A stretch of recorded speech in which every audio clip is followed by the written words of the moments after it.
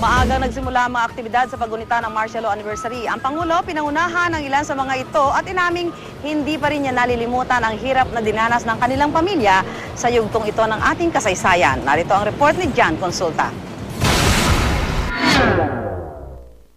Pinasinayaan ni Manila Mayor Alfredo Lim at ng National Historical Commissioner Dr. Ferdinand Llanes ang ipinatayong marker sa Chino Rosas Bridge bilang tanda ng deklarasyon ng martial law sa bansa.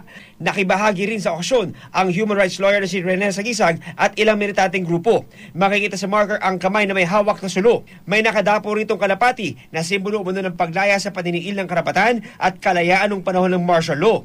Unang naging tanyag ang Menjola sa tinaguriang Battle of Menjola kung saan 4 na estudyante ang nabaril sa madugong demonstrasyon.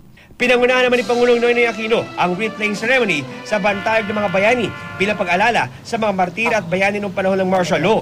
Sa kanyang talumpati, kinontra ng Pangulo ang ilang ideyang nagsasabing maunlad na sana ang ating bansa kung nagpatuloy ang martial law. Sa halip, dumami pangaraw ang mga biktima ng summer execution at mga komunistang grupo. Bumaba rin daw ang halaga ng piso kontra dolyar sa ilalim ng batas militar. Inatasan ng Pangulo ang National Historical Commission na panaganapin ang mga totoong kwento ng hirap at dusa ng martial law. Hindi raw niya hahayaang bumalik ang ganitong panahon sa ating bansa.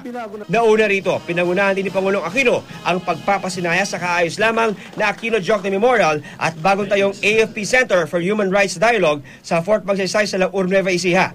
Sinariwan ng Pangulo ang mga hirap na dinanas ng kanyang pamilya noong kasagsagan ng batas militar, lalo na nang ipatapon ang kanyang ama sa Fort Magsaysay noong 1973. Sa unang pagkakataon din, humingi ng public apology ang Pangulo sa pamilya ng nooy senador na si Jose Jokno na kasamang nakulong noon ng kanyang ama roon. Nadamay lang umano si Jokno sa artikulong isinulat ng kanyang ama na tutol sa martial law na inilabas sa isang pahayagan sa bangko.